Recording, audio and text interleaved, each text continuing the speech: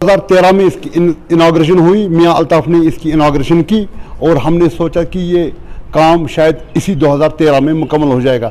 लेकिन 13 के 13 यहाँ 15 भी हुआ, 16 भी हुआ, 19 भी हुआ, 20 भी हुआ और 21 भी हुआ, लेकिन ये अस्पताल अभी तक तैयार नहीं हुआ। ये आप देखिए, इस बिल्डिंग की खस्ता हाली आप देखिए, खुद आपको सामने नजर आएगा। लेकिन ये क्या बना है, बकरवालों की पनाहगाह बनी हुई है। बकरवान चौपान आते हैं इधर, इन बेड बकरियां घुसाते हैं, वही बैठते हैं इसमें। तब से लेकर हमने आज तक इसको, यहाँ पे लोहा था, हाउसिंग बोर्ड बना रहा था, हाउसिंग बोर्ड ने कुछ नामजद यहाँ पे मेड शेड मुकर्रर किए थे, उन्होंने ये तामीर की थी, लेकिन हुआ कुछ उल्टे। 1.37 करोड़ इसकी पूरी एस्टिमेट बनी हुई है। मुझे खुद पता है, वो पैसे भी आए हैं हेल्थ डिपार्टमेंट से और मुंतकिल हो गए हाउसिंग डिपार्टमेंट को। लेकिन उल्टे हाउसिंग बोर्ड मुझे कहता है, एक बार मैंने हाउसिंग बोर्ड से बात की, उन्होंने मुझे कहा कि वो 1.37 करोड़ इसके जो डेप्थ है, डेप्थ से बनी हुई प्लम कंक्रीट में बनाई गई बिल्डिंग, लेकिन वो पैसा वहीं तक खर्च हुआ। हम क्या कर सकते, आगे हमारे पास कुछ फंड है नहीं। इलाकों को कवर करता है ये अस्पताल जो हमारा PHC कुलन है। आप खुद देखिए, यहाँ की OPD 100, 150, 200 तक पेशेंट आते हैं डेली, लेकिन जगह वहाँ कम होती है और लाइन लगानी पड़ती है सड़क तक, रोड तक पेशेंटों को। अभी आज के कोविड के ज़माने में जो टेस्टिंग यहाँ हो रही है, शुक्र अल्लाह का, टेस्टिंग और वैक्सीनेशन यहाँ सबसे बढ़िया हो गई इस कुलन अस्पताल PHC कुलन से। लेकिन उन बेचारों को दिक्कत है, अस्पताल वालों को, क्योंकि उनके पास जगह नहीं है, पेशेंट को बैठने के लिए बिल्कुल जगह नहीं है। पेशेंट बैठे तो बैठेगा। अमरनाथ यात्रा की जो वहाँ से आते हैं, उनके लिए वो सेंटर भी वहाँ बनाया गया है, यहाँ पे इनके लिए होता है फैसिलिटी भी फॉर यात्रीज, क्योंकि हम कश्मीरी मेहमान नवाज थे, मेहमान नवाजी हम करना जानते हैं। बिल्डिंग बननी चाहिए एक और एकदम, कम से कम सोचो आप, 7 साल से ये बिल्डिंग अब उजड़ती जा रही है ये तरह से, क्योंकि पानी, बारिश, बर्फ वगैरह इसमें घुसती है, ऊपर से ये दरवाजे शरवाजे सब इसके टूटे हैं। तो इसके लिए हम अब खुद परेशान हैं, हम भी परेशान हैं और ये अस्पताल वाले खासकर परेशान हैं। हमारी तो खैर चलेगा, लेकिन ये अस्पताल वालों की कितनी दिक्कत है वो मुझे पता। ये अस्पताल जो बना था, इसकी संग बुनियाद हमारे मोहतरमुल मुकाम मियां अल्ताफ साहब ने की थी 2012 में।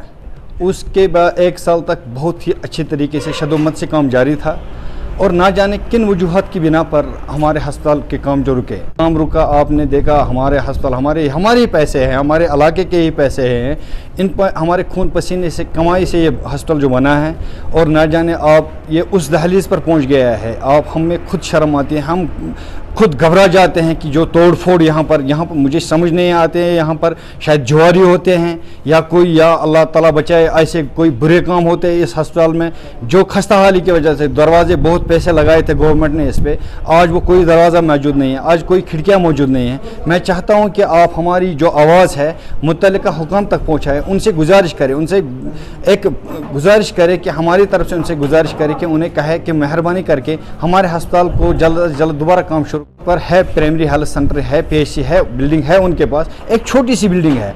वो डॉक्टर साहबान जो हमारे हैं वो बेचारे बहुत सफ़र हो रहे हैं, पेशेंट सड़क पर रहते हैं। हम इसलिए हमारी गुजारिश यही है कि आप ये हमारी जो आवाज़ है मुतल्लिका हुकाम तक पहुँचाए ताकि हमारा मसला। मेरा नाम डॉक्टर शाजिया है।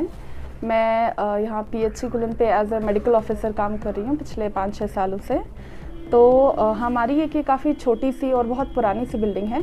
कंस्ट्रक्शन का काम चल रहा था यहाँ, एक पीछे हमारा नया हॉस्पिटल बन रहा था, लेकिन किस वजह से, कुछ वजूहात हैं तो जिसके वजह से वो अंडर कंस्ट्रक्ट रह गया, अभी पूरा बना नहीं है। इनफैक्ट उनके वो खिड़कियाँ वगैरह वो सारी बन चुकी हैं, अब ख़राब भी हो गई हैं, क्योंकि बहुत सालों से वो बन के अंडर कंस्ट्रक्ट रह चुका है। तो ये बहुत बड़ी दिक्कत है। अच्छा, यहाँ सबसे बड़ी प्रॉब्लम जो है स्पेस की प्रॉब्लम है। इसी वजह से वहाँ पर वो जो हॉस्पिटल हमारा बन रहा था वो काफ़ी बड़ा बन रहा था। सबसे ज़्यादा फ़्लो हमारे हेल्थ सेंटर में ही रहता है। अब यहाँ पे क्यों फ़्लो रहता है, देखिए ये नेशनल हाईवे पे है, बिल्कुल ऑन साइट है, बिल्कुल रोड पर है।